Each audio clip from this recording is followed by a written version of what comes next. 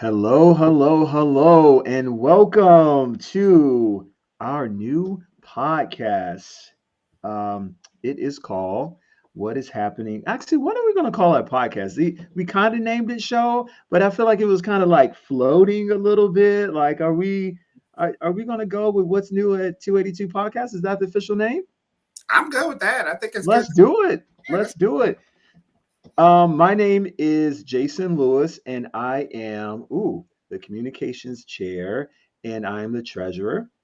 And Show, what are you, Show? Show is, first of all, he's awesome. He's also NTEU Chapter 282 steward. Um, and what else?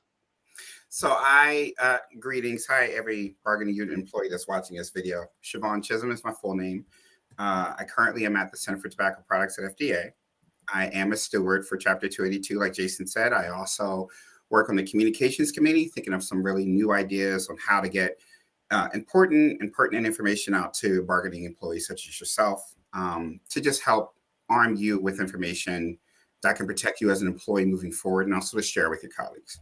So that's just Okay. like a tiny bit. Tiny little bit of more so. We both work for FDA. We represent a union full of FDA employees and other folks as well. But all of us who you were here from today work for FDA. I've been working with FDA since 2014. I won't get into the particulars of where exactly I work, but I've been around the block for a little bit. I've really enjoyed the work that I do. I joined well, before I get into that, wanted to talk about quickly why we wanted to do this. We work for the communications committee. I'm the communications chair, and we were looking for innovative ways to get our message across, and also innovative new ways to communicate with the newer generation of union folks, union folks, not just into you, but maybe outside of into you even, and just where we start a conversation about what we do, what actually is a government union, like what y'all do that. I also worked for the Department of Defense in DHS for most of my government life. I've been working for the government since 2007, and honestly, because I work for the Army, which obviously doesn't have a union, and then I work for the Department of Homeland Security, which some have it, but the part I was in did not. So I didn't even know that a union for government employees existed until I got to the Food and Drug Administration back in 2014 and found out, wow, there is a union there, and they do a lot. They have the ability, I should say, Mhm. to do a lot. So I joined, just a little nugget. Somebody that is down there really hammered in the message about why it's important to join the union. He's also our guest. He also may be a co-host if this goes well. So, but he's our guest today because we Mm. really want to. He is extremely busy, so we'll Yeah. see about it. But um, I guess without further ado, I'll bring you up officially, so you won't like be all the way down there by yourself. Is that good? I think Yeah, it looks good to me. Hello, that's everyone. goodish. So this is Anthony Lee. And you could talk about where you met Anthony too, as well, show. But I met Anthony for another from another organization we were part. Should I mention it? Sure, why not? Okay. Blacks in Government, the Parkline chapter, and he asked me to be like, I was just talking to him, and I guess the conversation went well. I was thinking about joining an organization from another, I would say, sort of mentor. He's my supervisor at the time. He was like, "Yo, you should really talk to this guy named Anthony Lee." Like, who the hell is Anthony Lee? I don't know who that is. So he linked us up, and we just had a really good conversation. I liked what he was talking about with that organization, where he wanted to take it. I think he was running to be the president, or was the president. I can't remember the time. No, no, no. You were like vice president at the time, I think. I don't know, whatever. Right. And it was just a really good conversation, and he really and you'll see that in a minute, but he's just really good at drawing people in to causes that he cares about. He cares about a lot of things, mostly the protection and the rights of government employees and making sure they're treated fairly and equitably. So he drew me into the web, and from that interaction, we just worked extremely well together. And I was totally on board with him after about a year. And then he asked me about the union. We'll get into that a little bit later, how that journey kind of came about personally and for him, because I think he has a very interesting story. Show, how did you meet Anthony? Like, I actually don't think I know this story. So how do you guys know each other? I met Anthony in the trenches of the Office of Compliance and Enforcement and Center for Tobacco Products. Let me real quick. So how I got to CTP, I was working at the Baltimore City Health Department. I got accepted into a FDA National Academy of Medicine fellowship, and my host office was in the Office of Compliance and Enforcement. One of the deputy directors was my mentor. Put that in quotes. And I met Anthony when I was in the Office of Compliance and Enforcement. I think it was at one of the all hands meetings, but a lot of people were talking about Anthony, like if I had a question, they're like, oh, talk to Anthony. He knows about this and he knows about that. I was like, well, wow, this Anthony guy knows a lot of stuff. So I started to talk to Anthony. I ended up leaving the office, and it wasn't until I left the Office of Compliance and Enforcement that's when I started to interact with him more, mostly because I was having issues with trying to get advancement, and Anthony would give me recommendations. Go here, talk to this person. And it just kind of built from there. I just saw like Anthony as a resource really quickly. Yes, he was still very busy then. He's even more busy now. But he absolutely made the time to kind of walk me through and explain. And I kind of just latched on from there. I was like, yeah, I like being around people who are knowledgeable and actually make the time to educate and help upskill people. So that's how I met Anthony. And I say in the trenches of OCE because we have seen and heard a lot. Yes, I remember those days well. I hear an undertone of like we can't talk about it, so let's move on. Let's allow. So we're gonna quickly move on. No, so without further ado, I want to bring Anthony up to the top. Look, man, you get upgraded. Boom, there you go. So this is Anthony Lee, our esteemed president. He has been. How long have you been president now? How many? I months, remember it years? vividly. I was elected on December 22nd, 2022. Wow. And it's Yes. been that long? It has been. Okay. Well, so I personally know a lot of this travel, road less travel, but I want him to tell you because he probably gonna tell you everything, But if you could start, can you tell us before you even became NTEU Chapter 282 president, which Right. by the way is an elected position. We are supposed to have elections, every 4 years? Is that correct, Anthony? Every 3 years, actually. Every 3 years. Every 3 years. I'm thinking Yeah. of the presidency. That's how.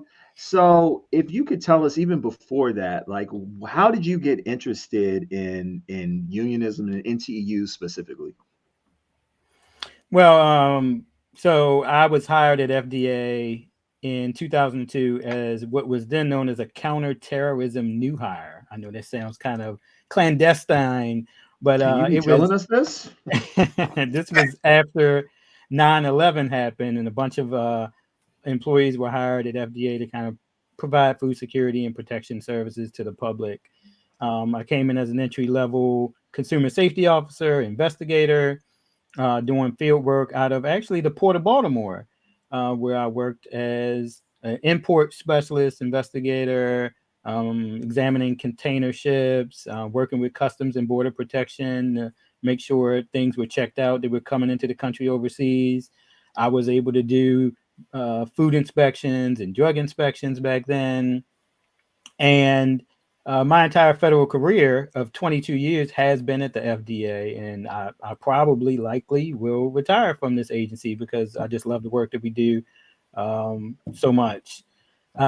When I was first hired, I met a woman named Valerie Thompson, and she was the person who introduced me to the union, to our union, NTEU, the National Treasury Employees Union, and kind of like gave me the lay of the land. That first year of a federal employee, we know we're all under probation. So she basically told me when to duck and cover, how to get through that first year of probationary processes for employees. And she introduced me to the union and told me all the great things that the union was doing. I immediately joined. I'm proud to say I've been a union member for over 20 years, dues paying union member for over 20 years now. And after leaving the Baltimore district office, going to what was then ORA doesn't exist anymore in FDA, but what was then ORA, I worked Rest at in the peace to ORA. I'm sorry. Go right, ahead. right, and SIFSAN Them under our too. under our reorganization. But so at that time, I went to FDA headquarters in ORA and became a union steward. Then talked to the chapter president for our chapter 282. There was a need. She saw my. I've always had this inclination towards protecting protecting employees, making sure that people are treated fairly and equally, trying to make sure people aren't discriminated, elimination and eradication of discrimination in the workplace. That's the goal. And in the federal government, we shouldn't even have to deal with stuff like that. So the fact that I heard that we were dealing with stuff like that, I wanted to be a part of that. I wanted to be a union steward. She made me one and immediately threw me into, I remember my very first case, what as a union steward, a union representative, was 3 employees who had wrongly been denied their career ladder promotion. And they had literally moved from around different parts of the country to come to the DMV for this job in ORA headquarters and busted their butt, had good performance evaluations, more than expected results.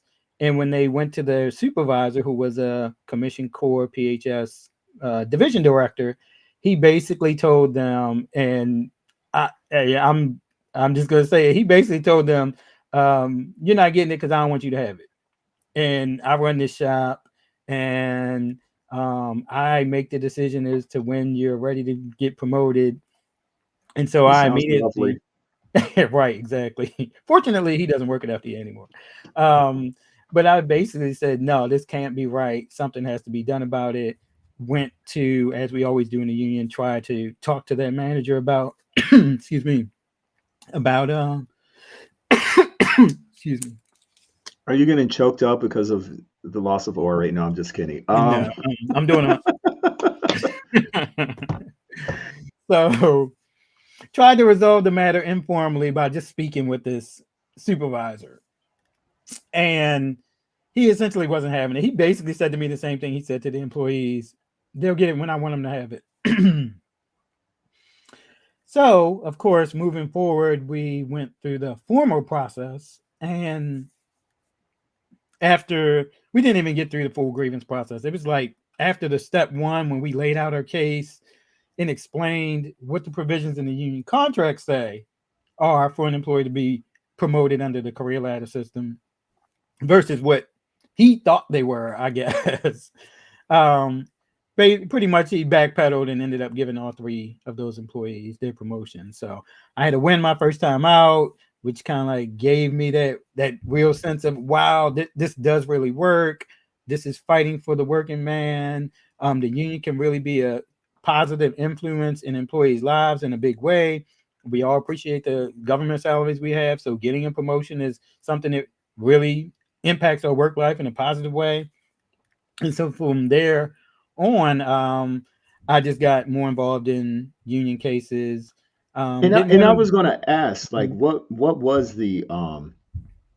the transition from, okay, so you got your first case, you got your feet, you're wet, dipped your toe in the water, Mhm. and I mean, you're obviously president now, but obviously there wasn't a straight line. There was Right, many right. bumps and stuff and departures, but what was it, when did you start to like, oh, okay, I want to be a part of leadership in the union. Mhm. I want to kind of steer the direction of the our union. Yeah. Well, I had a few wins, but I did have a few losses too. And in those losses, I kind of learned and felt like I was outmatched at the table. Some of these people who were coming on the management side were attorneys. And I thought, well, I'm going to do everything in my power to make sure I'm the best union representative possible. And so for me, I thought I've always had an inclination and a love for the law. So I said, I'm going to go back to law school. I mean, I was older, not a traditional student by any means, but the union really did motivate me to go back to law school. I went part-time evening for 4 years, winter, spring, summer, fall.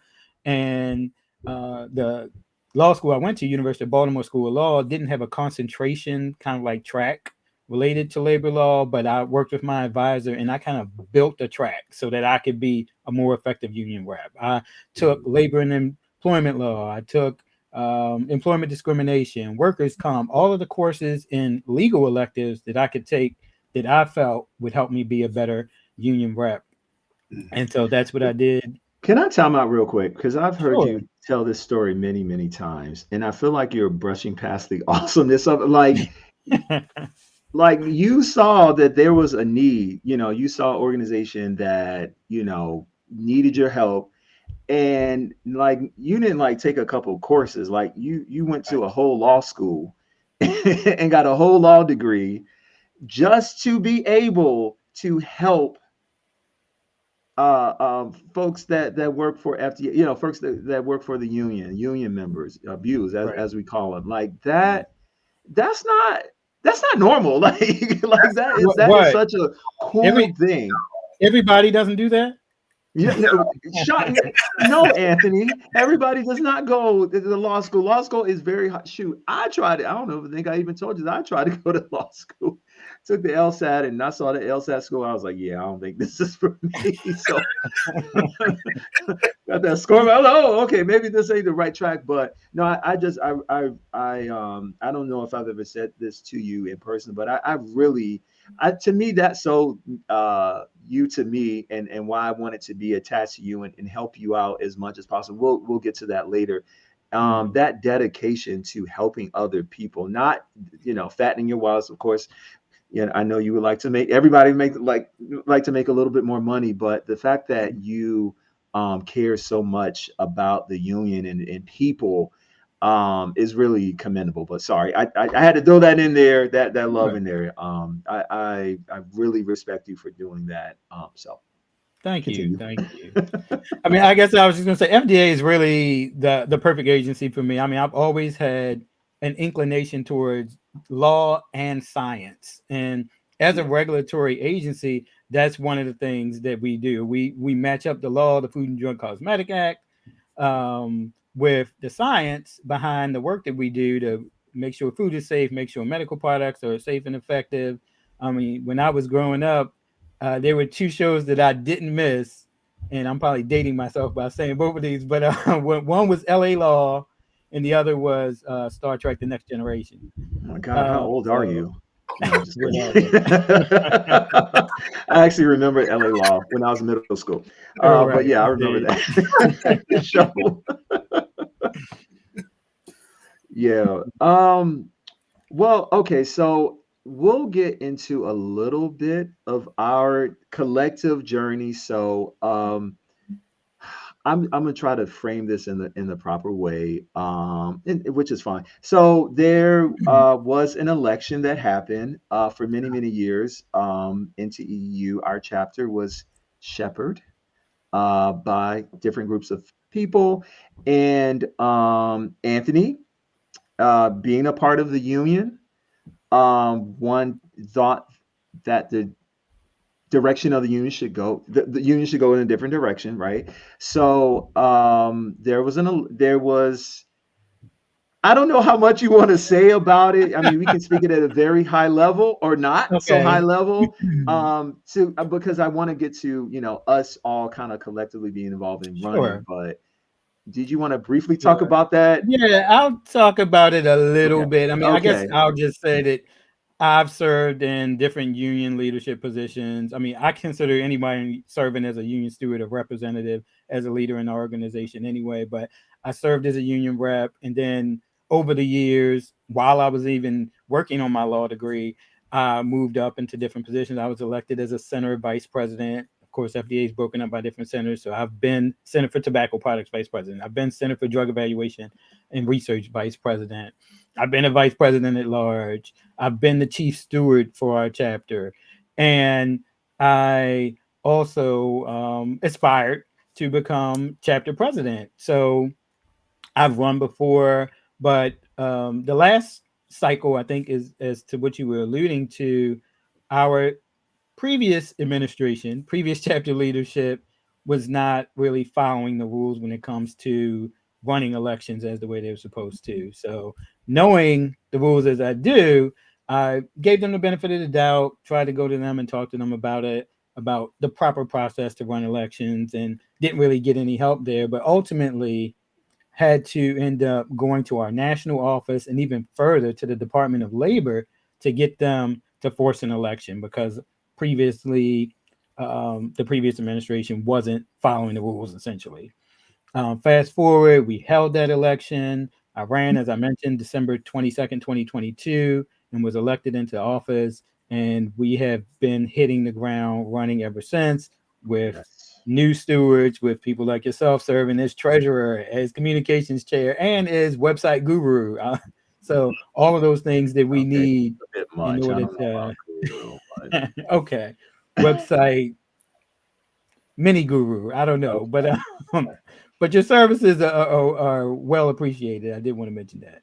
So, one of the gifts of Anthony is pulling other people in, and one of those wonderful people, somebody I just really enjoy, just in general. He's a joy to be around and work with. So, like, how did Anthony pull you into this? Like, how did you kind of come into this process? Like, as far as the election and how active you have been, because I know a lot of people are wondering, like, what is it like to be a steward? Like, how can I get involved? Could you kind of tell like your journey to doing that and like what you do?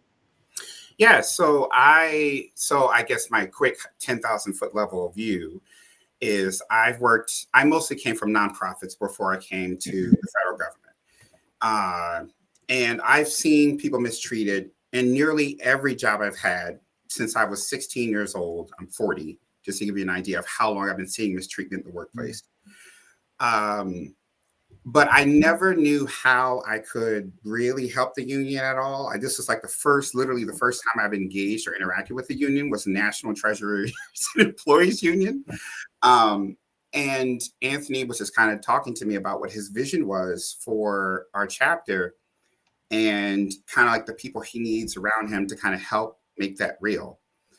And after this, I talked with Anthony many times about, okay, well, what's the vision? Where are we going? How can I help? And Anthony was like, well, would you be a steward? And I was like, I don't know what that is. I have no idea. Sounds like a lot of work.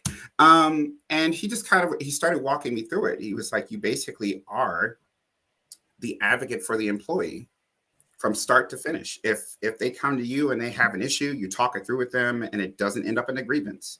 Well, that bargaining unit employee now has information that they can then take back to their workplace, right? Because what I tend to do when a bargaining employee comes to me, whatever solution I give them, if it's contractually backed up, I'll give them the article and the actual language for them to take to their supervisor to actually, help them be better protected in the workplace.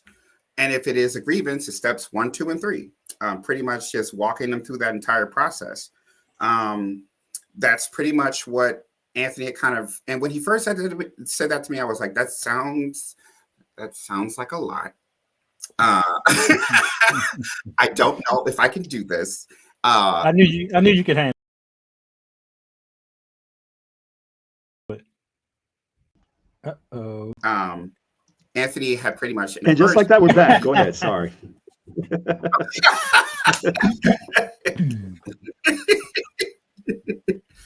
I'll pick up. So, Anthony kind of encouraged me, like, you can do this, and we'll be there to support you every step of the way. And although it is challenging, it is so rewarding to have people. I've had people cry after they've got done talking to me. I've had people so happy that they would give me a hug. They would tell everyone about the union. oh my gosh, they actually responded to my emails. Like, people just want support in the workplace. And when it's anything against management, management's like a juggernaut. And they're David, management is Goliath. The union, we kind of like are the equalizer. And so that's the one thing that I've really, really, really enjoyed about being a steward, is that I can actually help be at the side, advocate for people, and arm them with information, right? Like, I love, love, love doing that. Awesome. And I would say Show is very good, very empathetic person. Yeah, And I've seen him in action, and he's phenomenal. He should do classes. He's really good. So absolutely. I'll turn it back to Anthony. I wanted to ask you a couple of questions. Sure. So what is the hardest part of being the leader of NTEU, or just, a union in general? Well, I think there are some particular challenges for us for NTU Chapter 282 because we have a really big chapter. I mean, we represent 9,000 plus FDA employees in 5 different states in DC, from Pennsylvania down through Virginia. So that in and of itself means that on any given day of the week, there's something going on. And it could be smaller issues like bargaining teams we're on, or negotiating something, negotiating reorganization, something we just finished up on. Or it could be more serious stuff like written reprimands, suspensions, terminations. And don't believe the hype or the myth, federal employees do get terminated too, or get notices of proposal to terminate or suspend. We help out with those cases for employees and have helped to win and get them in a much better situation. But I would say another pretty big challenge is um, getting that kind of cooperation from the agency. We try to, as a philosophy, as a policy, as a union, we try to resolve matters at the lowest possible level. Our union contract even speaks to doing that. And oftentimes we'll go to management if an issue comes up in the workplace and say, hey, will you go to us with mediation to try to fix or settle this? Alternative dispute resolution. We have a great team of people in that ADR office at FDA who help resolve matters. They're really good at what they do. But mediation is a voluntary process. And if a manager doesn't want to go, they don't have to go. We can't force them to go.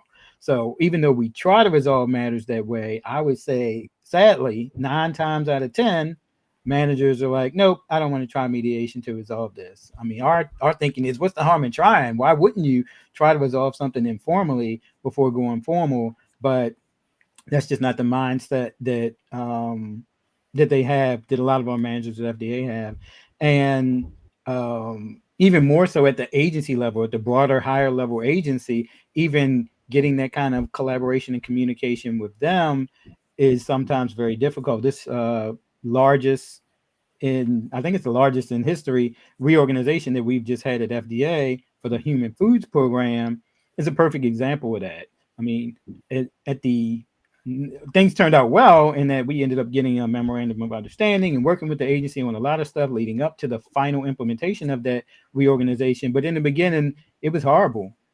We went to senior level managers at FDA, and they refused to give the union a seat at the table. They outright said they were working with us, but they were not. I mean, to the point where we would even speak up during staff meetings to employees and let them know they're not working with us. They're telling us that they are, but they're not.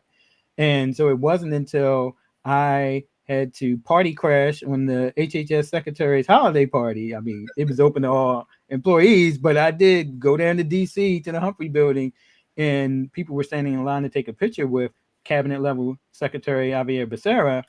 And I used my 45 seconds to 1 minute to say to him, look, if the administration, if the HHS really believes in working with unions, then you'll get them on board, because they're not currently working with us, no matter what you're being told.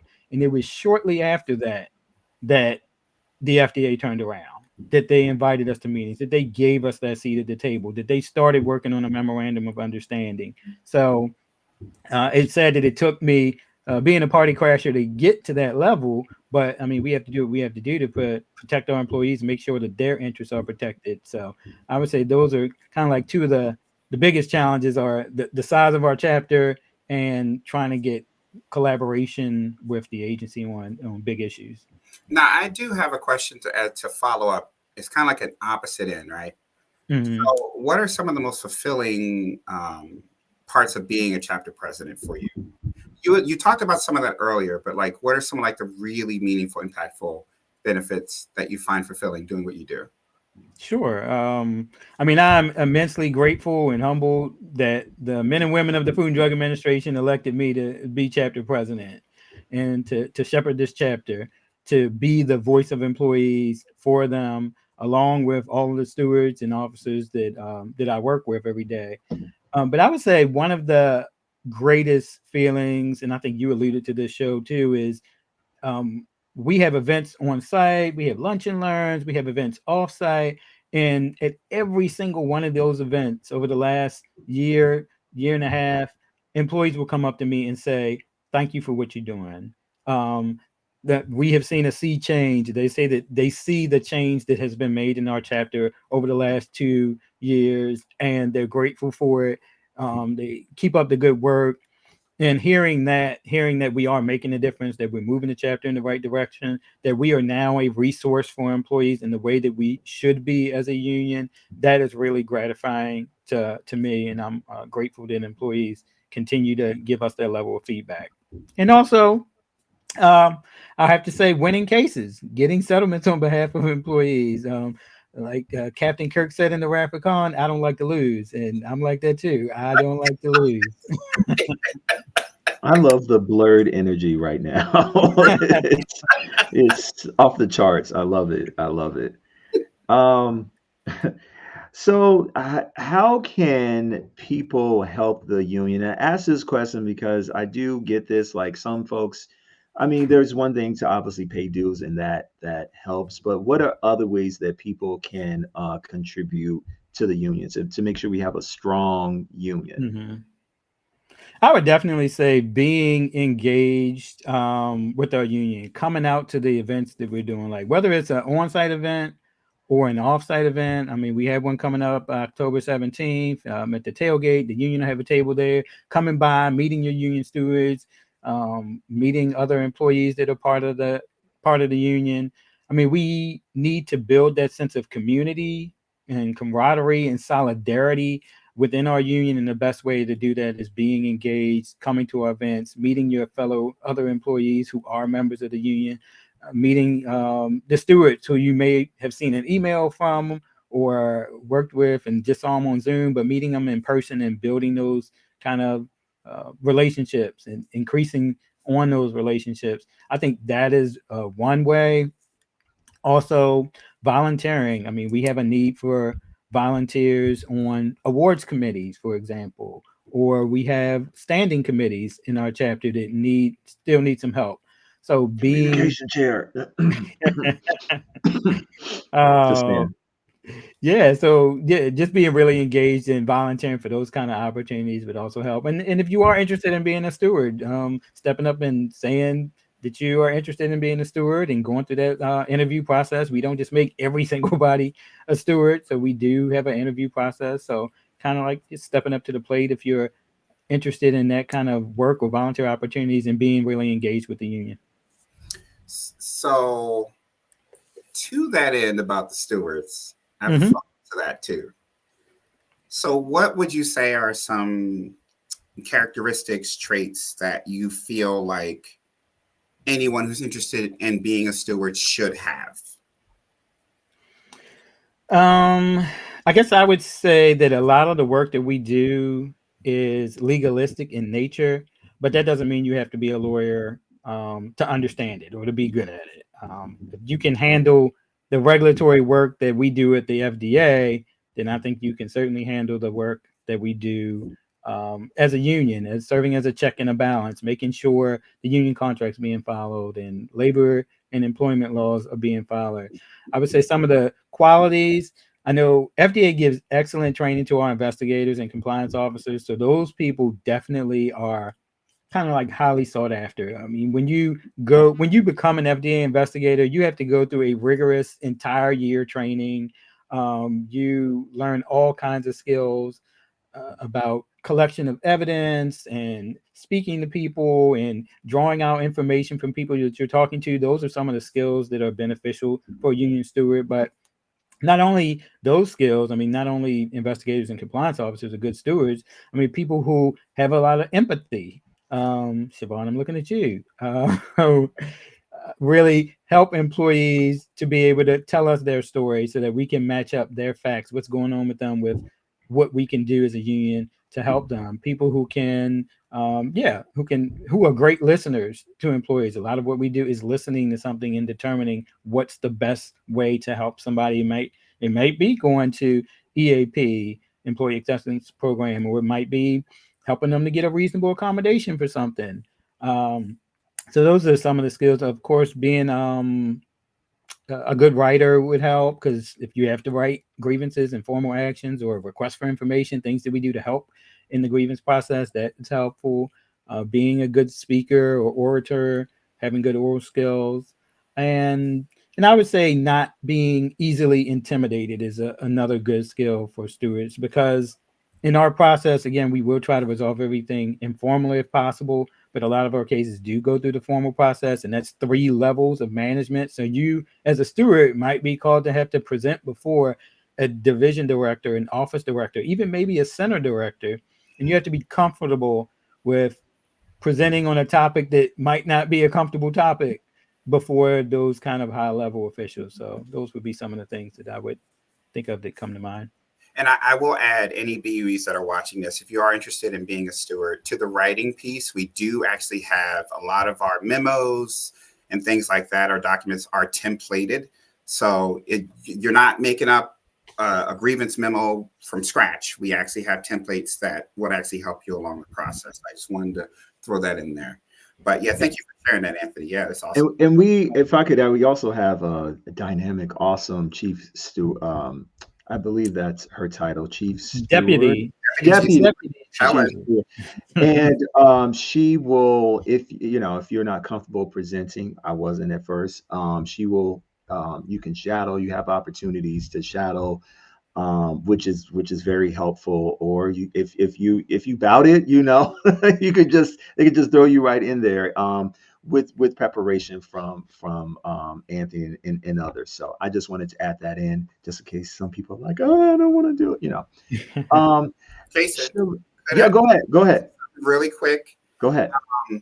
I've been trying something out when I became a steward, because it's very easy to get overwhelmed, right? Like, every situation is so nuanced, and the contract doesn't exactly say, it's not exactly prescriptive. And so I started a buddy system. I would buddy up with another steward that is either more expensive or experienced, not expensive. we don't get paid for this. We don't. Volunteer work. This is volunteer work. Volunteer work. It'd be nice, but we don't. But I started pairing up with people that I liked and who were strong in areas that I wasn't. And I found that was really, really successful for new stewards, because there's always going to be things that you as a new steward are going to miss that someone else is going to catch, and vice versa. And I found that that's been very, very beneficial, and it's been working. And I'm hearing now that other stewards are also trying it out. They're trying this buddy pairing system. So I just wanted to throw that out there too. If you're interested in being a steward, we have that as an option. So you're not going to be in a sea all alone.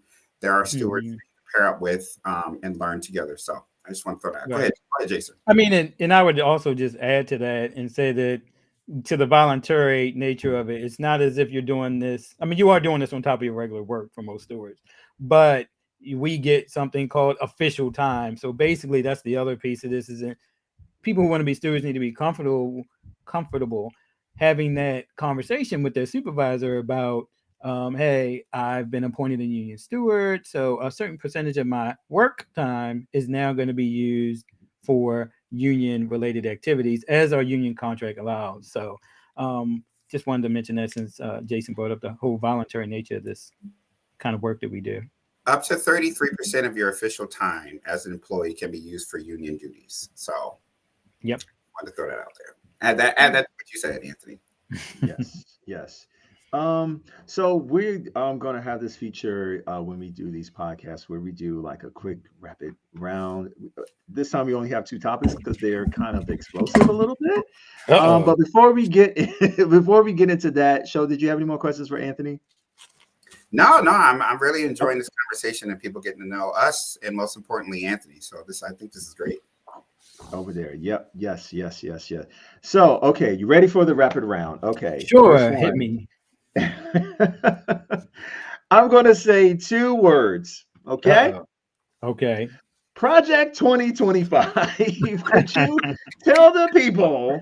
You don't have to No. go all in debt, but basically, can you give us a synopsis of that? And as it relates to the election that is coming up very, very Okay. soon, I think it's what, 29 days? Mhm. Correct. So if you could tell us a little bit about Project 2025 as it relates to federal employees. Sure. We are actually partnering with employee resource groups and having a Project 2025 webinar on Tuesday night at, I believe, 7 o'clock. But in terms of Project 2025, I mean, at this point, if you have not heard those two terms mentioned, you probably are living under a rock because it's been on news broadcasts, it's been in media. I've mentioned it before in some of my meetings with different employees. But basically, Project 2025 is the Heritage Foundation, I guess is what they're called, is their project plan for how to implement Project 2025 principles that would impact federal employees in the next administration. And it's very draconian, it's very harsh against federal employees, all federal employees. So no matter if you're a union member, non-union member, manager or not, Project 2025, if it were implemented, would harm you as a federal employee. So it's a high level. Some of the harmful things that it would do are stripping employees of their right to union representation. A big one off the bat. So, like, if you get in trouble or get a bad evaluation or get even a notice of proposal to suspend or fire you, you wouldn't have a union person to even come to because they want to take away, or Project 2025 says, take away all union rights, take away all union time. Project 2025, there's actually a, on one of the pages in there, it says that Congress should hold hearings to even decide if federal employees should be allowed to have unions. That kind of stuff is in Project 2025. And here, right at home at FDA, we are called out in Project 2025. First of all, there's changing the Department of Health and Human Services, our parent department, to Department of Life, whatever that's supposed to mean. But more so, on one of the pages, it says that the FDA should eliminate the collection of all user fees. Now, if you don't know this, you probably should. User fees fund at least 50% of the employees at FDA. 50%. And in the case of Center for Tobacco Employees, we're 100% user fee funded. Right. Yeah. So if Also, the Department of Life, the acronyms would be DOL, and I think those are taken, but continue. But yeah, I mean, it's just a lot of these kind of draconian measures. No official time for union reps, taking unions not being available to be there. Implementation of Schedule F is part of Project 2025, and that would mean making federal employees at will employees so that you could be fired essentially for any reason and replaced with, I'll say it, loyalists to whomever the president is. So Project 2025 is not good for any federal employee, union or non-union, and everyone should be against implementation of those kind of policies and regulations that would be harmful to federal employees. I mean, the whole goal when it comes to federal employees for Project 2025 is to reduce the size of government, eliminate positions in government. So that we don't think that that would be beneficial to our employees or even to the public. I mean, just think about, do you want somebody checking like I used to at the ports of entry, those foods coming from overseas, making sure that they're sampled and not contaminated before you eat them? Do you want people who are beholden to loyalists, or rather people who are doing the work of bringing new drugs to market with an eye on, is this going to be safe? Is this going to be effective? Not on profits related to companies. So Project 2025 all around is just a bad deal? Well, some people, because people would lose their jobs, so it would be. Some people have named it "FU" with firing you, Project FU. Mhm. And if you don't believe it, I tell you, during the last administration, the union were actually kicked out of the campus of FDA, and we had to pay rent. Yeah. And so, ooh, child of ghetto. All right, Yeah, so schedule. Look, I was gonna say, yeah, Schedule F. That's another one. Schedule Yeah. fired. So schedule F, schedule. schedule fired, or FU, F the So, union. and But that's what some people call it. Yes, show. now I was gonna say real quick, like Project 2025 is basically Project F on steroids, right? So it is a really, really, really, really bad thing. So if it happens and you are a bargaining employee and I am a steward, I can't use official time, which means I can't use time during my workday to help you. I have to do it off hours, right? So now I'm working extra hours. So that means you're not going to have as many stewards because people are likely going to quit from doing it because it's just not fair. Which There's means only you're in so many hours in the day. right. It Right. means Right. if you have a proposed suspension or you think you're being discriminated against, let's go with the discrimination path. It, there's probably not going to be a steward to help you, and you're probably going to have to hire your own attorney. So things can get even more expensive for you advocating for yourself in a situation where you were clearly wronged. But under this, it doesn't matter, right? Um, Right. Right. so I mean, mhm. no, go ahead, I was Adrian. just gonna say the other part to that is it's not even practical to say a union representative could do work for an employee after time because the people who we have to present these cases to and get information from won't be there after work hours. Right. So by not allowing us to be able to have official time during the workday, they would be essentially foreclosing any right to representation at all because we wouldn't be able to do it on our own time before work or after work because the people that we need to work with to resolve matters aren't going to be there. And this would also impact your ability to bargain a new contract. Exactly. That typically happens during the workday, right? And so if you Yeah. can't use official time, you, Anthony, would have to take your own personal leave to go to all these meetings because you don't have official time. So it would make our ability to bargain even more challenging and probably would result in us having a weaker contract. I will say that we will be talking in more detail in future podcasts about Project 2025. Anthony, we really, really appreciate you giving us your high-level concerns. That's just a little snippet of what's to come. We definitely will talk in more detail about Project 2025. Yeah. And on the flip side, on the positive side, you don't need union representation if you're fired. So just carry that little nugget. The last, real quick, what we wanted to say was a little rapid fire question for Anthony. Recently, NTEU endorsed one of the presidential candidates. That person was Kamala Harris, due to her, in my humble opinion, not that you, my humble opinion, her very pro-union positions, as opposed to the other candidate who does not have such a pro-union positions. Could you tell us a little bit about that process? Recently, believe it was Teamsters, right? Had a little skirmish with their folks and endorsing, not endorsing anybody, but smaller chapters endorsing. Could you tell us about the process of NTEU formally endorsing the candidate for the 2024 presidential elections? Sure. That process revolved around talking to all of the chapters about that endorsement before one was made. So a survey went out to every chapter in NTEU. Every chapter was able to put in, answer some questions, provide comments as to whether or not they supported the recommendation. As you said, ultimately, all the chapters, the majority of the chapters, overwhelmingly voted to support and endorse Kamala Harris for president of the United States. And not just because she's part of the Biden Harris administration, but because we sent a, not a survey, but we sent a questionnaire, as is often done when endorsements are sought after, to both candidates.